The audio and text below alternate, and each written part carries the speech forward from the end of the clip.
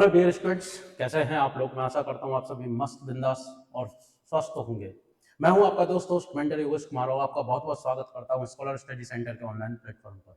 दोस्तों, जैसा कि आपको पता है कि हम पिछले कुछ समय से आपके जो स्कॉलर स्टडी सेंटर में होने वाले पेपर के आंसर की आपके अब वीडियो के माध्यम के लेकर आ रहे हैं, जो आपके हमारे स्कॉलर स्टडी सेंटर का यूट्यूब चैनल है, जो आपका ऐप है और जो आपका टेलीग्राम चैनल है स्कॉलर स्टडी सेंटर का, उस पर आपको ये वीडियो प्रोवाइड की जाएगी।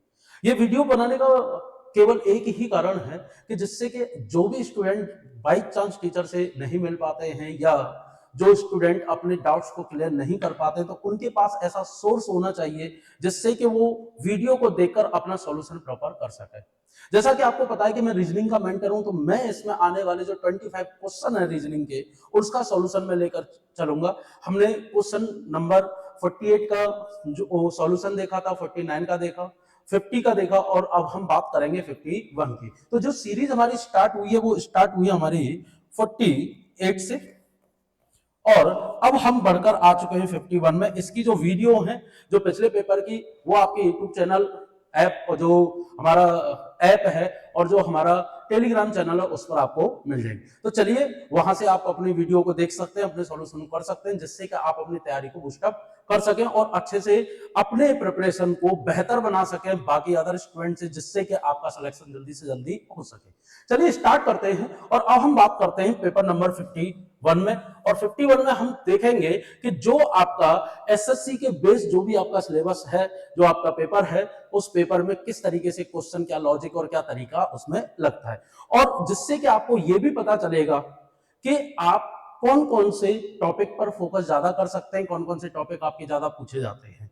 और जो हम ये पेपर में जो सॉल्यूशन हम लेकर चल रहे हैं, ये दोस्तों पेपर में जो सॉल्यूशन हम लेकर चल रहे हैं, ये कहीं ना कहीं आपके, अगर आप पीवाईक्यूज को देखोगे तो पीवाईक्यूज के लमसम या उसके बराबर का ही आपको क्वेश्चन मिलेगा, जो इससे कहीं ना कहीं बाहर नहीं है और एक बेहतर पेपर बना हुआ है। अगर आप इसको तैयारी करते हैं तो डेफिनेटली आपके सिलेक्शन में हेल्प करेगा।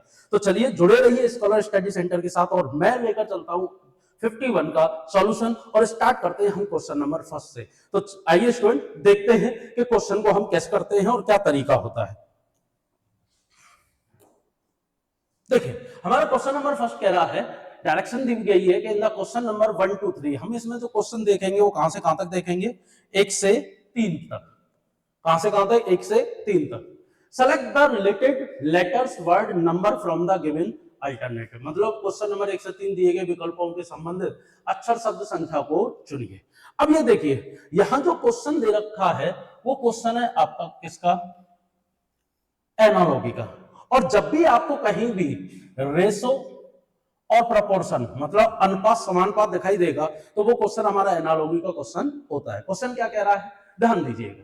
क्वेश्चन कह रहा है कि सूबेदार Indian army, chief petty officer.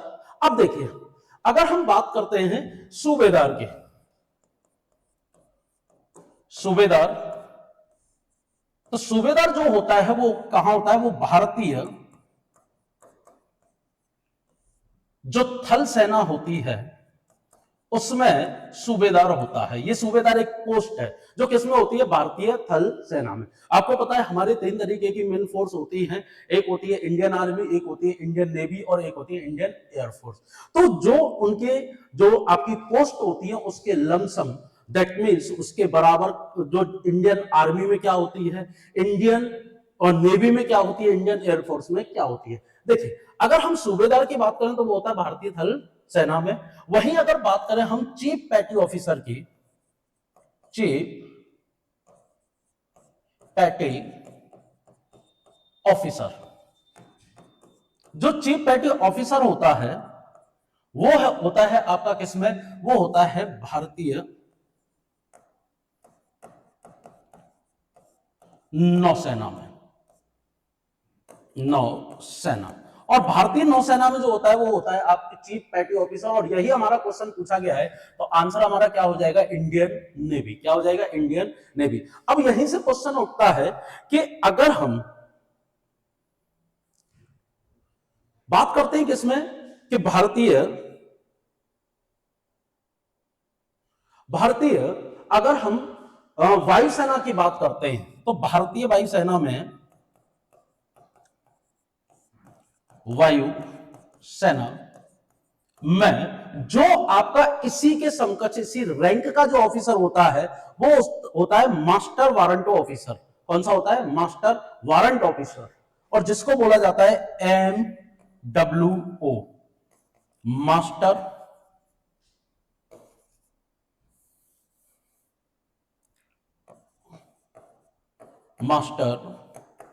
Warrant officer, जिसको अब बोला जाता है MWO।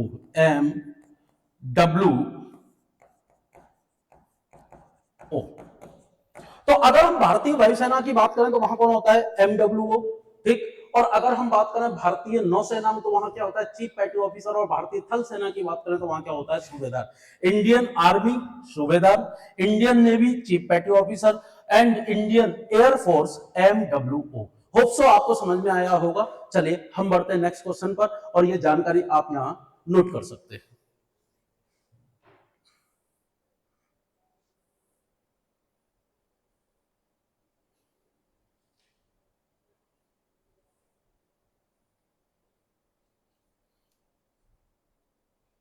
होप सो आपने नोट कर लिया होगा। चलिए बढ़ते हैं आगे, नेक्स्ट क्वेश्चन देखते हैं। Question number second. Question number second क्या कह रहा है? देखिए ये हमें एनालॉजी दे रखी है, लेकिन किसके बेसिस दे रखी है? ये दे रखी है हमें अल्फाबेट के बेसिस पर। जब भी अगर एनालॉजी आपके अल्फाबेट के बेसिस पर दी जाए तो दोस्तों एक चीज ध्यान रखना, हमेशा उनकी जो प्लेस वैल्यू है वो कहीं ना कहीं इंपोर्टेंट रोल प्ले करती है। अब जैसे अगर हम यहाँ एनालॉजी बात करें तो इससे पहले जो भी लॉजिक लगा होगा वही same to same logic follow करना है प्रोपोर्शन के बाद। चलिए देखते हैं क्वेश्चन, और हम सीधा सीधा उतारते हैं इसकी प्लेस वैल्यू। जैसे हम जानते हैं बी की प्लेस वैल्यू कितनी होती है? 2। डी की प्लेस वैल्यू कितनी होती है? 4। F 6, H 8 ratio. अगर जे की प्लेस वैल्यू की बात करें तो कितनी होती है? 10, उसके बाद एल 12, उसके बाद एन 14 एंड पी 16। अब देखिए यहां से अगर हम देखें तो यहां भी +2 +2 +2 +2 +2 +2 लॉजिक बन रहा है। उसके बाद अगर हम प्रोपोर्शन के बाद की बात करें तो प्रोपोर्शन में क्या है? 18, आर की प्लेस वैल्यू, आर के बाद टी 20, उसके बाद वी 22 एंड एक्स 24। यहां भी हमें क्या दिया गया है? +2 +2 +2। अब रेशो के बाद देखिए 8 के बाद कितना हुआ? 2 बड़ा है तो 24 में हम क्या जोड़ देंगे? 2 जोड़ देंगे, कितना हो गया? 26। और जैसे ही 26 हुआ, 26 में प्लेस पर अल्फाबेट क्या होता है? जेड। और ऑप्शन हमें केवल एक दे रखा है, और वो कौन सा है? सी। अब जैसे अगर हम कंप्लीट करें तो कंप्लीट के बाद 26, 26 में अगर 2 जोड़ते हैं हम, कितना होगा? 28, 28 का मतलब होता है 2, तो हो जाएगा बी, जेड बी, और यहां आएगा आपका 2 बी। उसके बाद 2 और 2 4, दैट मींस क्या हो जाएगा? डी। और 4 और 2 6, दैट मींस हो जाएगा एफ। तो जेड बी डी एफ यही हमारा आंसर होगा, और यही ऑप्शन है। एक तो तरीका ये है। दूसरा तरीका क्या है कि जैसे कि अगर हम 2 में जोड़ें तो कितना हो रहा है? 8 + 8 4 + 8 12, 6 + 8 14 एंड 8 + 8 16। क्लियर है? तो सेम है 18 और 8 26। सीधा सीधा आंसर हम यहां से निकाल सकते हैं। क्लियर है दोस्तों? तो दोनों तरीके से हम क्वेश्चन को कर सकते हैं, +8 के तरीके से, या अगर हम सीक्वेंस देखें तो सीधा सीधा वो अल्फाबेट लिए गए जो आपके सम प्लेसेस रखते हैं। जैसे कि 2 4 6 8 10 12 14 16 18 20 22 24 26 2 4 6, क्योंकि 26 के बाद फिर सम पर क्या आएगा? 2 आएगा। Clear? That means even place पर जो अल्फाबेट है उनको रखा गया है। क्लियर दोस्तों? समझ में आ गया होगा? प्लीज नोट डाउन, एंड हम अगले क्वेश्चन पर बढ़ेंगे।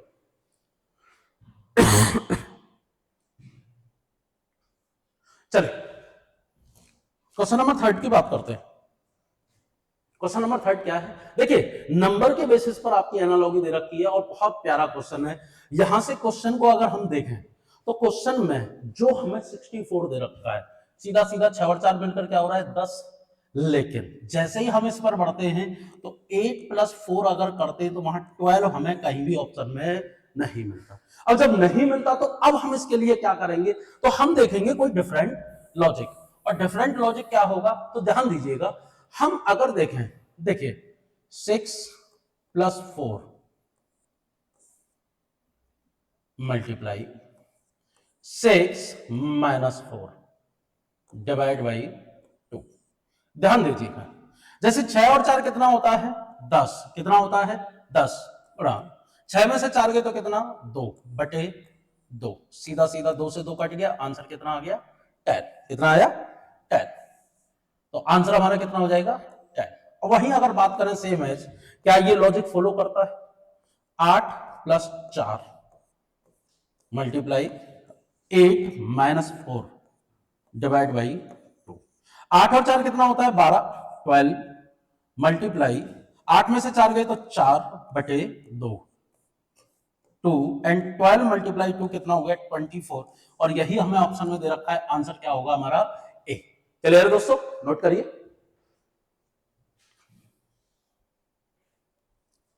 चलो देखते हैं नेक्स्ट क्वेश्चन को। क्वेश्चन नंबर है 4, क्या कह रहा है in the question number 4 to 6 find the odd number. देखिए 4 से लेके 6 तक हमारे क्वेश्चन किसके दे रखे हैं ऑड नंबर के, किसके दे रखे हैं ऑड नंबर। जो number letter word number pair from the given alternative. प्रश्न 1 4 से 6 केवल कितने क्वेश्चन दे रखे हैं 3, और तीनों के तीनों क्वेश्चन किसके क्लासिफिकेशन। और क्लासिफिकेशन जो होता है उसको हिंदी में बोला जाता है वर्गीकरण। क्या बोला जाता है वर्गीकरण। अब ये क्वेश्चन जो होता है एक अल्फाबेट के बेसिस पर होता है, एक जीके के बेसिस पर होता है, नंबर के बेसिस पर होता है, और आपका फिगर के बेसिस पर, that means non verbal classification.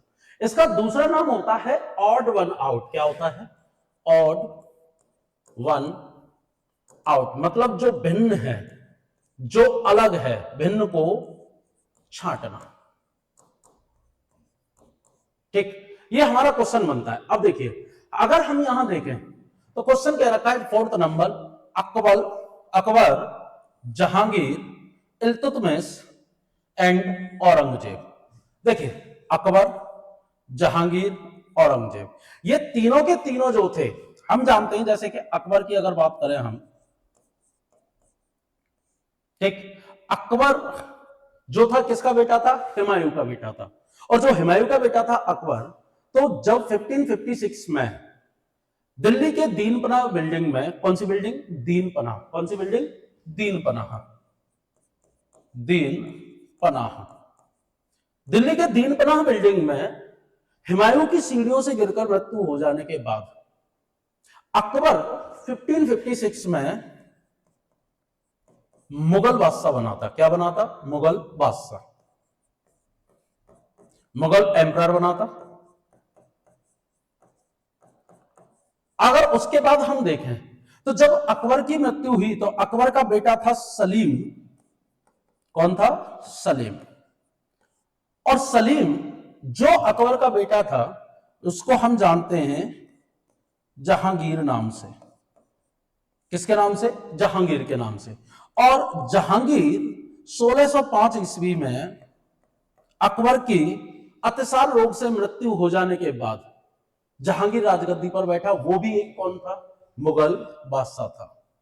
अगर हम चरम पढ़ते हैं मुगलों का, तो चरम में जो आपका मिडाइवल इंडिया का एक भाग है, तो मिडाइवल जो हिस्ट्री आती है आपकी, मिडाइवल इंडिया जो आती है उसका एक भाग है, तो उसमें अगर हम बात करें तो अकबर की मृत्यु हो जाने के बाद जहांगीर मुगल बादशाह बना था, और जहांगीर की मृत्यु हो जाने के बाद जो बादशाह बना था वो उसका बेटा शाहजहां, और शाहजहां का बेटा था औरंगजेब, जिसने 1707 ईस्वी तक भारत पर राज किया।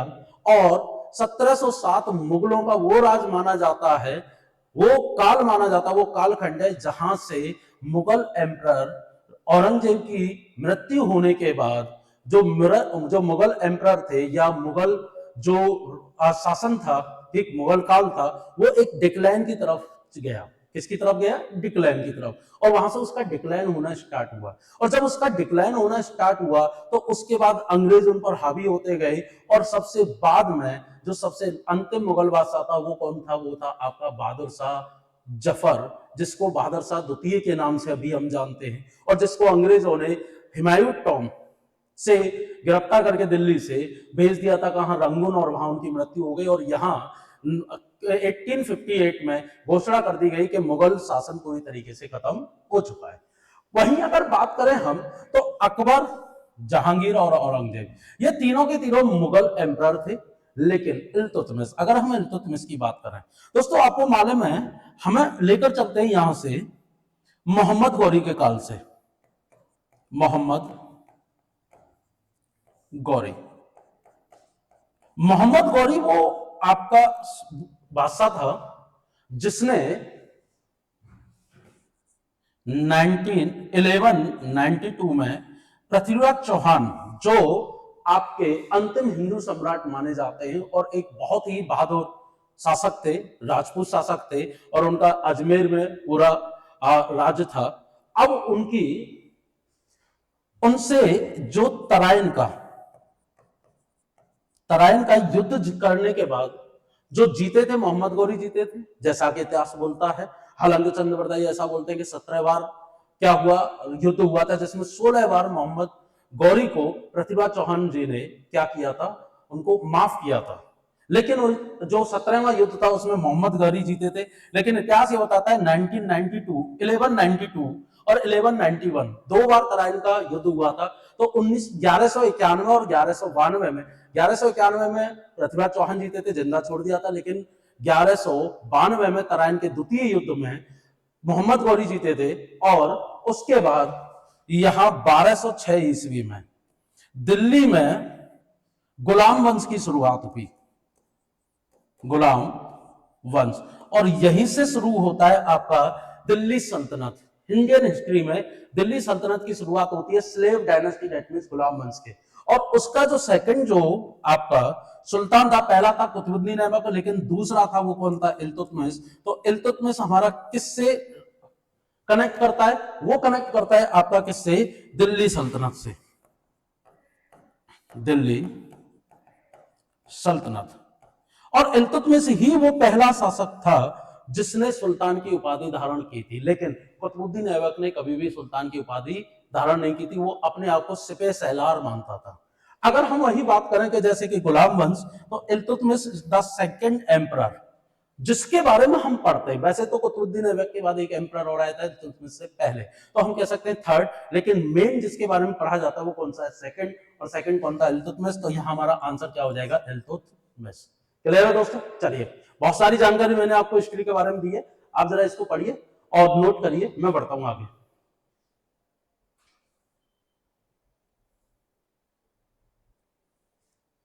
चलो बढ़ते क्वेश्चन नंबर 5 पर।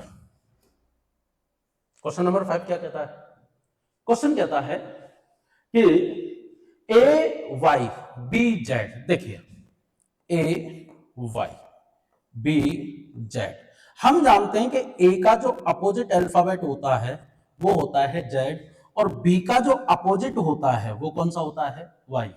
सेम एज अगर यहां देखें बी एक्स सी वाई, बी का अपोजिट होता है वाई और सी का अपोजिट अल्फाबेट क्या होता है, विपरीत अक्षर एक्स।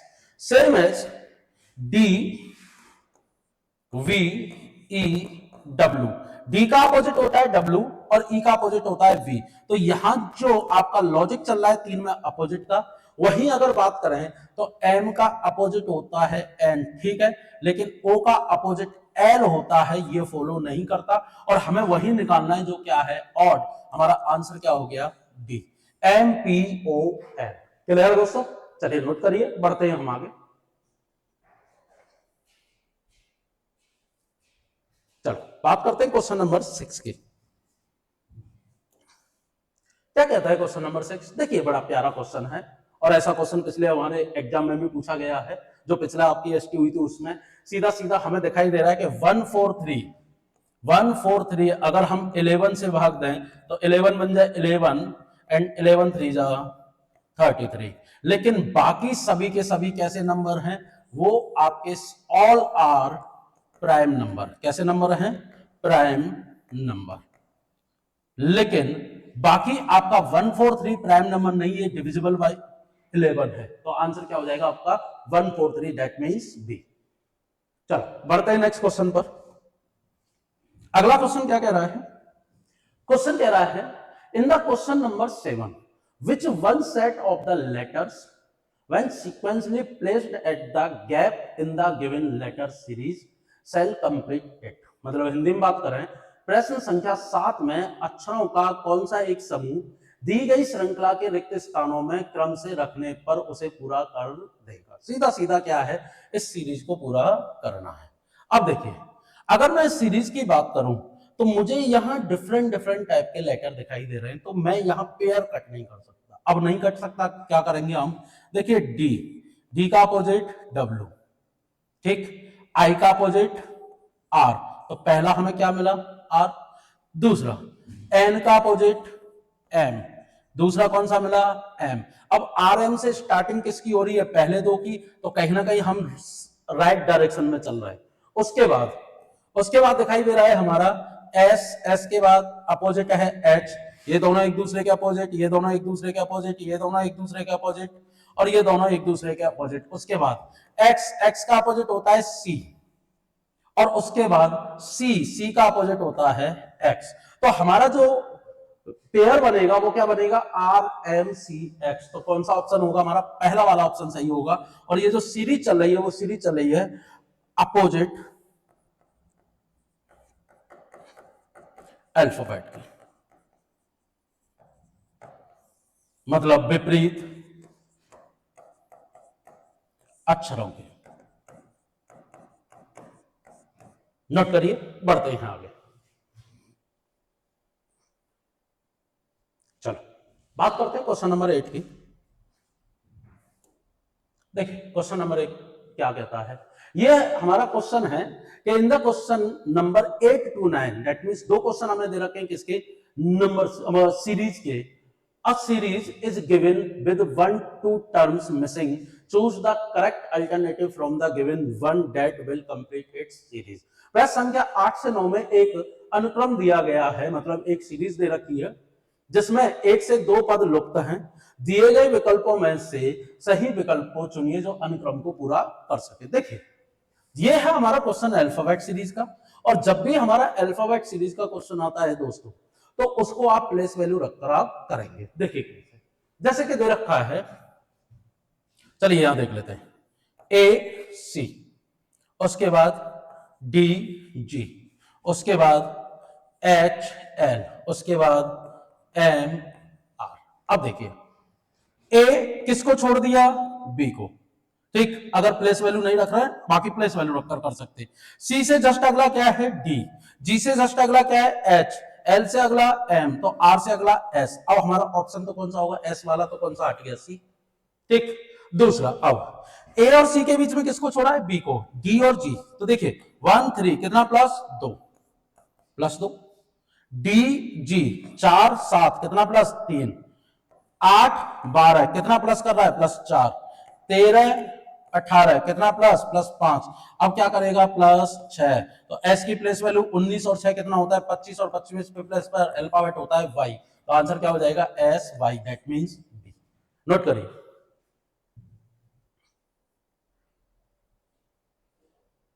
चलिए बढ़ते हैं नेक्स्ट क्वेश्चन पर। क्वेश्चन नंबर 9 की बात करते हैं। क्या कहता है क्वेश्चन नंबर 9, देखिए बड़ा प्यारा क्वेश्चन है, 28 126 344। देखिए अगर क्वेश्चन की हम बात करें तो क्वेश्चन हमें क्यू के बराबर का दे रखा है। देखिए कैसे, जैसे 28 कहां पहुंचा हुआ है, ये 27 के पास, और 27 कैसा होता है 3 का क्यू। 28 बनाना तो इसमें क्या कर दिया प्लस 1। 126 के पास क्यू कौन सा है 125, ये कैसा आया 5 का क्यू प्लस 1। उसके बाद 344 कैसे आया, 343 के पास है, तो 3 होता है 7 का क्यू प्लस 1, मतलब 7 का क्यू प्लस 1। वहीं अगर बात करें हम कि अब हमें लेना है तो 3 5 7, अब क्या होगा 9 का क्यू प्लस 1, 9 का क्यू होता है 729, और प्लस 1 कर दें तो 730। आंसर क्या हो जाएगा 730, बिल्कुल। उसके बाद है 11 का क्यू प्लस 1, और उसके बाद 13 का क्यू प्लस 1। क्लियर है दोस्तों। उसके बाद क्या है 11 का क्यू प्लस 1, देन 13 का क्यू प्लस 1, और 13 का क्यू या 11 का क्यू जो होता है वो होता है 1331 प्लस 1 1332, जैसा कि दे रखा है। उसके बाद 2197 और उसके बाद हो गया 2198। नोट करिए।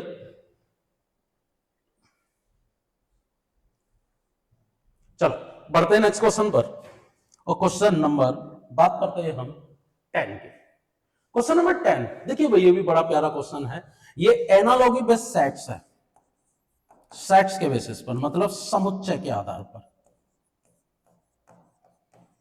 क्या कहता है कि यहां जो हमें कोष्टक में जो दिया गया है, इसमें लॉजिक लगाना और देखना है वो कौन से पेयर में फॉलो कर रहा है। तो हमें पहला क्या दे रखा है, 9। अगर 9 का हम स्क्वायर करते हैं तो क्या होता है, 81। 9 से पहले दे रखा है। और 9 का अगर हम क्यू कर रहे हैं, 9 का क्यू होता है 729। तो हमें क्या दे रखा है, 81, 9 एंड 729।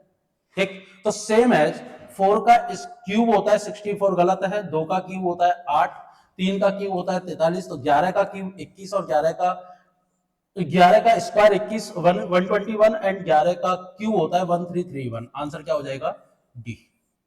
नोट करिए।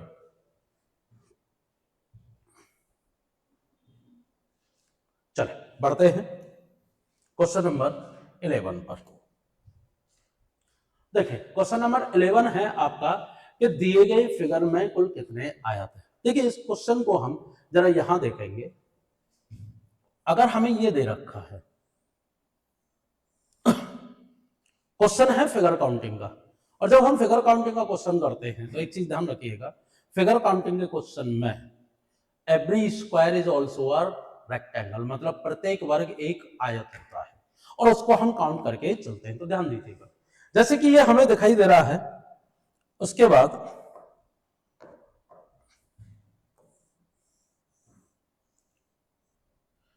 अगर हम इसकी बात करें तो यहां जब हम आयत निकालते हैं तो होता है 1 2, तो 1 + 2 कितना हुआ, 3। 1 + 2 कितना हुआ, 3, और 3 × 3 कितना हुआ, 9। तो अगर हम केवल इतने पार्ट में देखें तो हमें कितने दिखाई दे रहे हैं, 9, जिसमें ये बड़ा वाला भी काउंट है। अभी तक कितने हुए, 9। कितने हुए, 9। अब उसके बाद अगर मैंने इसमें एक लाइन खींचता हूं, जैसा खींच रहे, तो ये इसमें कितने में डिवाइड कर रहा है, 1 2। कितने में, 2। तो 9 और 2 11। सेम एज अगर हमने ये लाइन खींची तो ये भी कितने में, 2 में। ठीक, ये लाइन 2 में और ये लाइन भी 2 में। तो हमने क्या कर दिया, 2 और 2 4, 2 6 और 2 8 + 8। यहां तक की कहानी क्लियर है। अब उसके बाद जैसे ही हमने ये लाइन खींची तो हमें एक रेक्टेंगल देखने को मिला, ये वाला एक, और एक देखने को मिला ये पूरा वाला। कितने हो गए, 2। उसके बाद अगर जैसे हमने ये वाली लाइन खींची है तो ये वाली भी कितने बढ़ा रही है आपके, 2। ठीक, उसके बाद ये वाली लाइन भी कितने रेक्टेंगल बढ़ा रही है, 2, मतलब कितने आयत बढ़ा रही है, 2। और ये वाली लाइन भी कितने हैं, 1 और 2। तो कितने और बढ़े, 8। कितने बढ़े, 8। ठीक, 2 2 4 2 6 और 2 8। ठीक, कितने हुए, 8। अब अगर हम ये देखें तो इसमें एक जो है वो हमने 2 टाइम्स काउंट किया है, तो हम उसको क्या कर देंगे, -1। ठीक, तो क्या हो जाएगा, 8 और 8 16 और 8 24। तो आंसर क्या निकल के आएगा, 24। कितना निकल के आएगा, 24। क्लियर है, चलिए नोट करिए।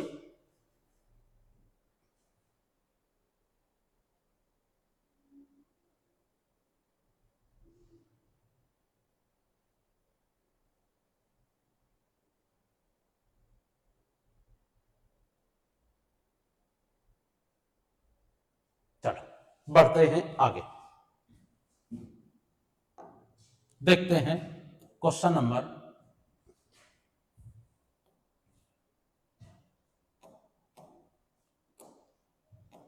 क्वेश्चन नंबर 12 की बात करें। देखिए ये है आपका ब्लड रिलेशन का क्वेश्चन है। क्वेश्चन क्या कह रहा है, A is the sister of B. देखिए जब हम ब्लड रिलेशन के क्वेश्चन को करते हैं, ब्लड रिलेशन, तो ब्लड रिलेशन के क्वेश्चन को करने के लिए, जिसको हिंदी में बोलते हैं रक्त संबंध, हम यहां जेंडर की अगर बात करें तो जेंडर में मेल है तो उसके लिए हम लगाते हैं प्लस साइन, और अगर फीमेल है तो उसके लिए लगाते हैं हम माइनस साइन। अब दूसरा, अगर 1 जनरेशन गैप है, 1 जनरेशन की बात कर रहा है, तो हम लगाते हैं क्या, horizontal vertical line. Same generation में लगाते हैं हम हॉरिजॉन्टल लाइन, और अगर हस्बैंड वाइफ की कंडीशन है तो उसके लिए लगाते हैं हम पैरेलल लाइन।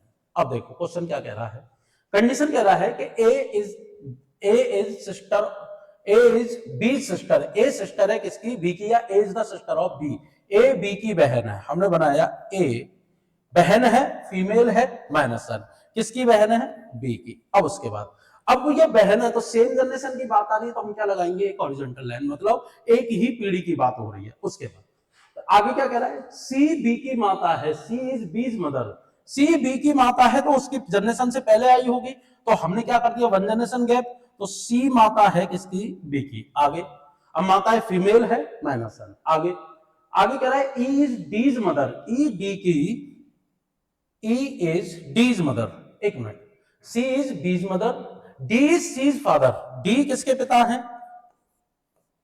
C के, और E किसकी मां है, E मां है D के। अब क्वेश्चन कह रहा है कि how is A related to D, मतलब A D का कौन है, A कौन है, पहली बात तो फीमेल, तो ये दादा वाला ऑप्शन तो कट हो गया, क्या बचा, नानी पुत्री देवती। अब देखो नानी का जनरेशन ऊपर आता है तो ऊपर नहीं जाएगा, पुत्री अगर है तो वो कौन है, वो है सी डी की, तो ये कौन हो गया, ऑप्शन बचता है हमारा देवती, जिसको बोला जाता है ग्रैंड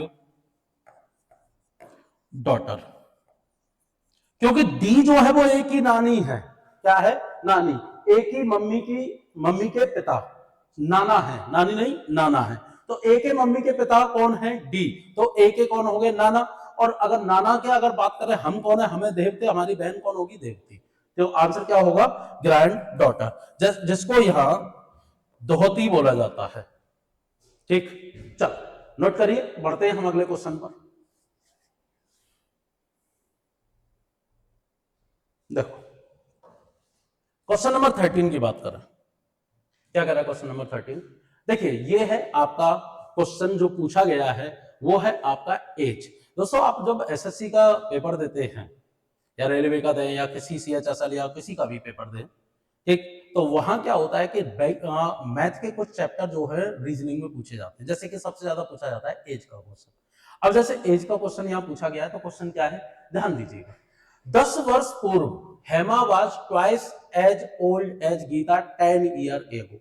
10 वर्ष पूर्व, मतलब अगर हम मान लीजिए ये आज है, ये क्या है, टुडे, अगर आज से हम 10 वर्ष पीछे जा रहे हैं, तो वहां हेमा की एज जो थी वो कितनी थी, 2x, किससे, गीता से, तो ये कौन है, हेमा, और ये कौन है, गीता। हेमा की एज गीता से कितनी थी, दुगनी थी, तो 2x x, कब थी, 10 वर्ष पूर्व, तो इसको हम पहले आज में लेके आए, तो कितना प्लस कर दें, 10। अब आगे क्या कह रहा है, तो अब हम पहुंच चुके हैं आज में, ठीक, अब आगे क्या कह रहा है, ये काम पहुंच गए हम टुडे में, ठीक। अब देखो आगे कह रहा है कि how old as Gita today if Hema will 40 year old 10 years hence, मतलब कि यदि अब से 10 वर्ष बाद, तो कितने वर्ष और बाद जा रहा है, तो ये जा रहा है फ्यूचर में, तो फ्यूचर में जा रहा है, तो कितने वर्ष जा रहा है, 10 वर्ष, तो यहां भी क्या जुड़ेगा, 10। हेमा की एज कितनी थी, हेमा की एज थी किसके बराबर, 40 ईयर्स के बराबर, कितने बराबर, 40 ईयर्स के, तो हेमा की एज कितनी है, 40 ईयर्स, कब, आज से 10 वर्ष बाद, तो मतलब 10 ईयर आफ्टर, मतलब बाद में, ठीक। तो 2x, यहां से हम x की वैल्यू निकाल सकते हैं, तो 2x, 10 और 10 ये इधर चला गया, तो कितना बचा, 40 में से 20 गए तो कितना हुआ, कि 2x इज इक्वल टू 20, तो x इज इक्वल टू 10। अब x इज इक्वल टू 10, तो वो किसकी एज पूछ रहा है, तो कह रहा है गीता की आयु क्या है आज, तो वो 2 टाइम पूछ रहा है यहां तक, तो यहां हम रख देंगे 10 प्लस क्या हो गया 10, और मिलकर कितना हो गया 20 आंसर, ठीक। और ऑप्शन कौन सा होगा, बी। क्लियर है दोस्तों, चलिए नोट करिए, पढ़ते हैं यहां पे।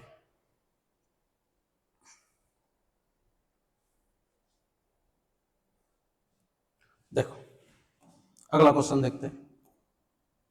क्वेश्चन है डायरेक्शन का, सीधा सीधा डायग्राम बनाना है। कह रहा है कि मोहन ट्रेवल्स वेस्टवर्ड, ठीक, वेस्टवर्ड या टुवर्ड्स, ठीक, फिर जो भी है कि मोहन पश्चिम, हिंदी में पढ़ लेते, मोहन ने पश्चिम की ओर 5 किलोमीटर यात्रा की। मोहन ने, मान लीजिए ये स्टार्टिंग पॉइंट है, यहां से पश्चिम की ओर कितना किलोमीटर गया वो, 5 किलोमीटर। कितना किलोमीटर, 5।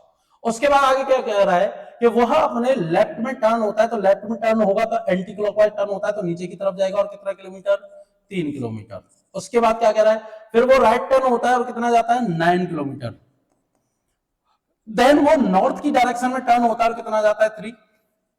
तो देखिए 3 इधर गया, 3 वापस आ गया, तो ये डिस्टेंस कितनी हो गई, 9। तो अब क्वेश्चन पूछ रहा है कि बताइए वो टोटल कितने किलोमीटर दूर है, तो 14। 5 + 9 कितना हो गया, 14। That's it. और कौन सी डायरेक्शन की तरफ है, तो डायरेक्शन आएगी आपकी कौन सी, वेस्ट डायरेक्शन। कहां से, स्टार्टिंग पॉइंट से। क्लियर, चलिए बढ़ते हैं नेक्स्ट क्वेश्चन पर, नोट करिए जरा।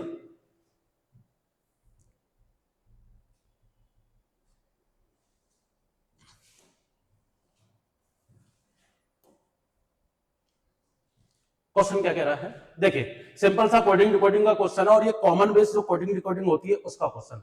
ध्यान दीजिए, जैसे कि क्या कह रहा है, जब भी ध्यान देना, आपको 2 से ज्यादा इस तरीके से हमें चीजें दी जाती हैं और नंबर आपके रिपीट हो रहे हैं, ठीक, तो आपका इसी में से लॉजिक निकल के आता है। अब ऐसी ऐसी का कोड क्या है, 2 and 1।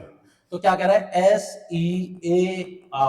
SEARCH। तो ऐसी का कोड हम कहां से उठा लेंगे, पहले बार से रोज में से, तो कितना हो गया, 2 1। ए का कोड कहां से आ जाएगा आपका, यहां से, और ये थर्ड नंबर पर क्या है, 4। आर का कोड भी कहां से आ जाएगा, यहीं से, जो आपका प्रीच है, प्रीच में क्या हो जाएगा, 6। सी का कोड कहां से आ जाएगा, यहीं से, 7। एंड एच का कोड भी यहीं से आ जाएगा, क्या हो जाएगा आपका, 3। तो आंसर हो जाएगा 21463। कौन सा है, 21467 आंसर होगा आपका बी। क्लियर दोस्तों, चलिए बढ़ते हैं नेक्स्ट क्वेश्चन पर, इजी क्वेश्चन था।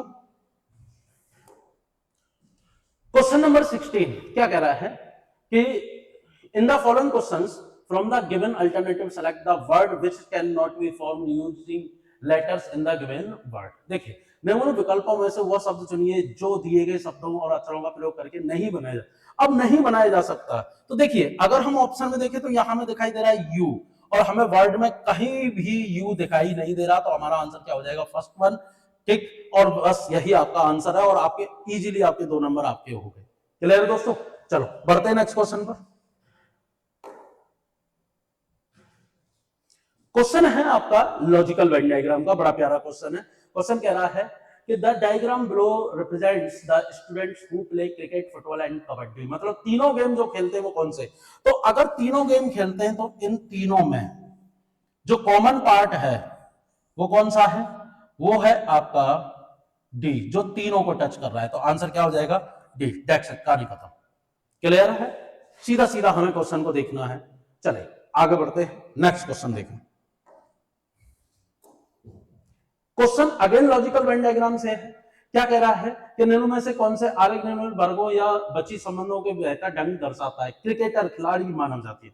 देखिए अगर हम देखें तो क्या सभी क्रिकेटर खिलाड़ी हैं, यस सभी क्रिकेटर खिलाड़ी हैं, ठीक, और क्रिकेटर खिलाड़ी होते हैं। क्या क्रिकेटर मानव जातियां हैं, बिल्कुल जितने भी क्रिकेटर हैं सभी मानव जातियां हैं।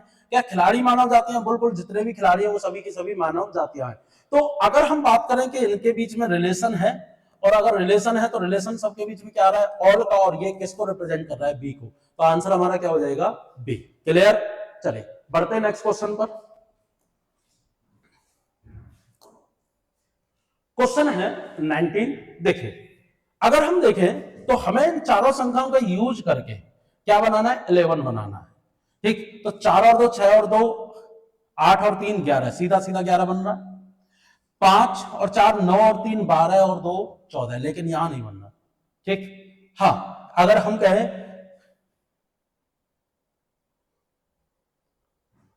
देखिए अगर हम कहें तो यहां आपका लॉजिक नहीं बनना, तो लॉजिक यहां क्या चल रहा है ध्यान दीजिएगा। अगर हम आमने सामने वाली डिजिट की बात करें तो 4 + 2, ठीक है, -3 + 2। अगर इनका स्क्वायर कर दे तो 4 और 2 6 का स्क्वायर कितना होता है, 36, और 3 और 2 5 का स्क्वायर कितना होता है 25, अगर माइनस करें तो कितना आ रहा है 11, सीधा सीधा। क्या ये फॉलो करता है? तो देखते हैं, 5 प्लस सामने है 3 का स्क्वायर माइनस 4 प्लस 2 का स्क्वायर। तो देखिए 5 और 3 8, 8 का स्क्वायर कितना होता है 64, माइनस 4 और 2 6, 6 का स्क्वायर कितना होता है 36, और 64 में से 36 गए तो कितना निकल के आता है आपका 28। कितना आएगा?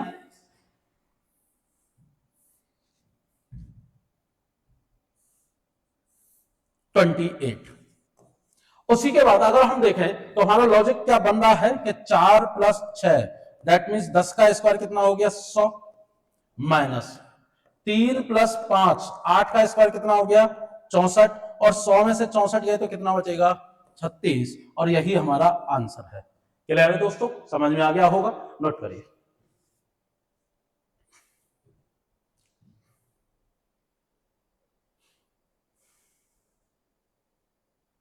चलो बढ़ते हैं क्वेश्चन नंबर 20 पर। क्या कह रहा है क्वेश्चन नंबर 20? देखिए ये है क्वेश्चन आपका पजल का, और सिंपल पजल क्वेश्चन दे रखा है। क्या कह रहा है? There are 5 pens 1 2 3 4 5। करने के लिए क्या करें, हम पहले ये लिख लेते हैं 1 2 3 4 एंड 5। ठीक, 5 पेन है 1 2 3 4 5, end of different colour like blue black maroon green red. ठीक, मतलब जो आपके 5 अलग कलर हैं, नीला काला भूरा हरा एंड लाल। ठीक, अब कह रहा है कि पेन नंबर 4 नीले रंग का है, पेन नंबर 4 किस कलर का है? नीले रंग का है। तो ये किसका है? ब्लू। ठीक, नीले रंग का। ठीक है, उसके बाद जो 5 नंबर है, जो 3 नंबर है वो ब्लैक कलर का है। 3 किसका है? ब्लैक का, काले रंग का। उसके बाद आगे क्या कह रहा है? जो 5 है वो किसका है? ग्रीन कलर का, हरे रंग का। आगे कह रहा है तो बताइए जो कौन सा पेन लाल रंग का है। देखिए अभी तक क्या लाल रंग का आया है? नहीं। तो लाल रंग का पेन आपका ये भी हो सकता है, और लाल रंग का पेन ये भी हो सकता है, ये भूरे रंग का भी हो सकता है, और दैट मींस मैरून, और ये भी भूरे रंग का हो सकता है। तो क्या हम बता सकते हैं कि कौन सा है? डिफाइन नहीं कर सकते, और यही ऑप्शन कह रहा है आइदर फर्स्ट और सेकंड। तो ऑप्शन कौन सा हो जाएगा? ए। क्लियर? चलिए नोट करिए और बढ़ते हैं आगे।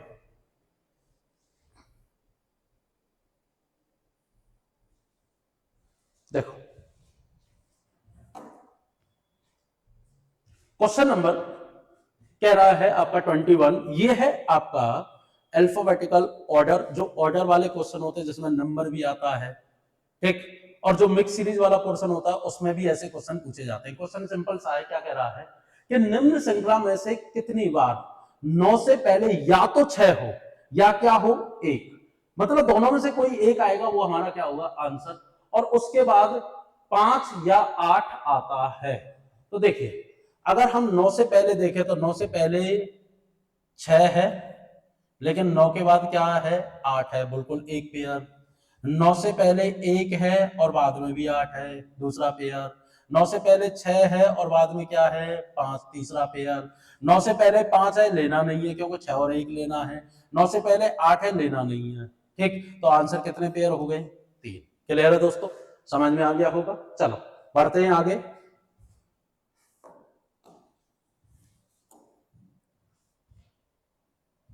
देखिए क्वेश्चन नंबर हमारा कह रहा है 22 कि 962 से 269 सीधा सीधा रिवर्स कर दिया गया है। 865 से 568 रिवर्स कर दिया गया है। तो यहां क्या आ जाएगा? 145। कहां है ऑप्शन? ये रहा, ए वाला ऑप्शन हमारा क्या होगा? सही होगा। सीधा सीधा क्वेश्चन क्या कर दिया गया? रिवर्स कर दिया गया डिजिट को और उसको लिख दिया गया। चलो बढ़ते हैं नेक्स्ट क्वेश्चन पर। क्वेश्चन नंबर है आपका स्लोगन का। क्या कह रहा है कि सभी ट्रामे प्रामे हैं, तो सभी ट्रामे प्रामे हैं। आगे क्या कह रहा है कि कोई प्राम सवारी नहीं ले जा सकती, तो कोई भी प्राम सवारी नहीं ले जा सकती। देखिए दोस्तों क्वेश्चन को करने से पहले हम यहां इस चीज को देखते हैं। अब क्या है? देखिए जब हम अंदर से बाहर जाएंगे तो हमारा बनेगा ऑल एंड सम का। किसका? ऑल एंड सम का। बाहर से अंदर आएंगे सम का। इसके दोनों के बीच में नो एंड सम नॉट। ट्रामे से अगर हम सवारी की बात करें तो भी नो एंड सम नॉट। अब देखो क्या कह रहा है कि कोई ट्राम सवारी नहीं ले जा सकती, कोई ट्राम सवारी नहीं ले जा सकती, पहला वाला बिल्कुल सही है, नो का है।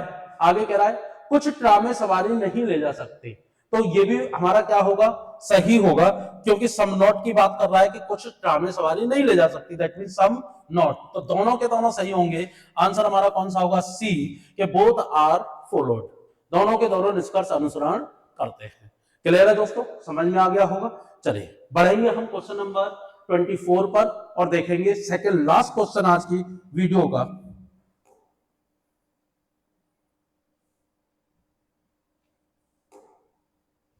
क्या कह रहा है question number, wait and watch. Question number 24 क्या कह रहा है कि select the answer figure in which the question figure is hidden या एम्बेडेड।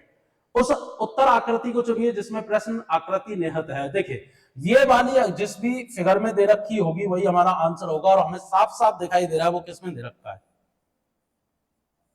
सी में, और यही क्या है हमारा आंसर। क्लियर। चलो बढ़ते हैं आगे और देखते हैं क्वेश्चन नंबर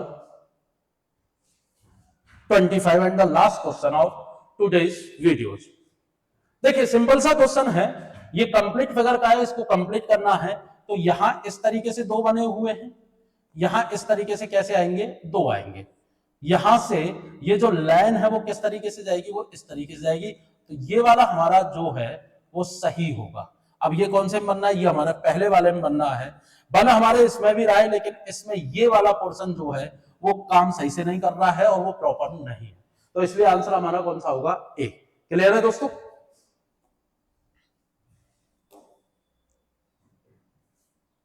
चले ये था हमारा क्वेश्चन पेपर नंबर 51 और जिसका सॉल्यूशन, डिटेल्ड सॉल्यूशन हमने देखा, और उम्मीद है आपको सॉल्यूशन पसंद आया होगा। दोस्तों अगर आप इसी तरीके से एक पेपर को डेली अगर लगाते हैं तो आपका कहीं ना कहीं तैयारी के लिए आप अपने आप को बूस्टअप करेंगे, और कहीं ना कहीं डेली के बेसिस पर आप 2 नंबर आपके, या 3 नंबर या 4 नंबर बढ़ाते रहेंगे, और ऐसे ही सिलेक्शन के फील्ड में आगे निकला जाता है। तो दोस्तों ये था हमारा क्वेश्चन नंबर 51 और जिसका हमने सॉल्यूशन देखा, और उस सॉल्यूशन को कहीं ना कहीं वो हेल्पफुल बनाया है आपके सिलेक्शन के लिए। चलिए मुझे अब आज्ञा दीजिए, मैं मिलूंगा आपके नेक्स्ट पेपर क्वेश्चन नंबर 52 में, और लेकर आएंगे उसका सॉल्यूशन। आपके जो हमारा कोचिंग का जो यूट्यूब चैनल है, टेलीग्राम ऐप है, और जो आपका हमारा ऐप जो प्ले स्टोर पर जो ऐप दे रखा है उस पर आपको ये वीडियो मिल जाएंगी। तो आप ज्यादा से ज्यादा इनको शेयर करिए, लाइक करिए, सब्सक्राइब करिए, और मैं उम्मीद करता हूं कि ये वीडियो आपके लिए हेल्पफुल रहेंगी आपके सिलेक्शन के लिए। चलिए मुलाकात करेंगे नेक्स्ट वीडियो में, तब तक के लिए थैंक यू, जय हिंद, थैंक यू।